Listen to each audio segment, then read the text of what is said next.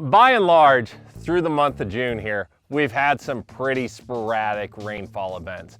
We've gotten some in many places while others have gotten very little.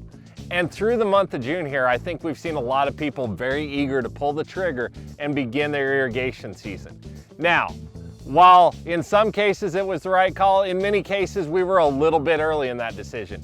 But the specifics of your soil and your area aside, one thing I am fairly certain of is that I haven't seen a good case yet to really begin irrigating soybeans in the month of June, and I think history will back me up on that point.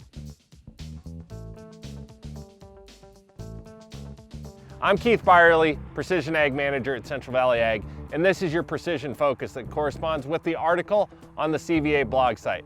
So as I said, history really backs me up on the case not to water soybeans too early. If we look at what we know about soybeans, what we find is it's really the end of the month of July when our soybeans kick in and start rapidly using water in the system. So what we have here is a case where the month of June, watering soybeans really has some detrimental effects for us.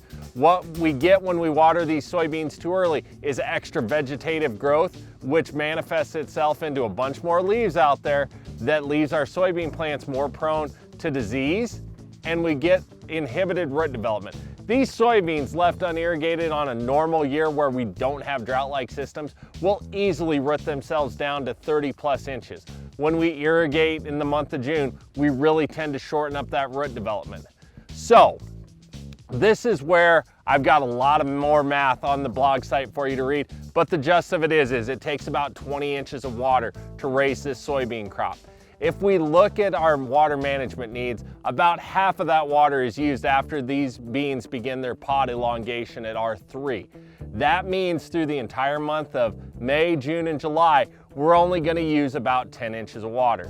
If we break that down with average rainfall, and considering that we started this season almost everywhere with a full soil profile, we really don't have a need to water soybeans early. So this is where the Aqua Systems platform comes into play. We can't monitor what we can't measure. Using our Aqua Systems probe to understand our root development in this crop and where our roots are growing is instrumental in managing this soybean irrigation properly. We may have some instances for our sand farmers where these soybeans do exhibit drought tolerances because they hold considerably less water in that soil. But that's an instance where regional management working with your FSAs and your ACS professional is so important on managing this soybean irrigation properly. So here's my take home at the end of the day. I really want you to double check every source available to you. Aqua Systems probes, hand probes, and everything else before you make a decision to irrigate these soybeans before the end of the month of July. Because history again tells us it's a bad decision that generally takes money out of our pocket for the cost of that irrigation and shortens up our yield. Not only that extra vegetative growth and that extra plant growth and height tends to lead us towards white mold problems and things like that. So at the end of the day, work with those people. I've talked about it before. We have demo probes out in every region that we can share with you if you don't have a probe yourself. So look at those resources and really do your homework before you pull the trigger on an irrigation of soybeans in the month of June.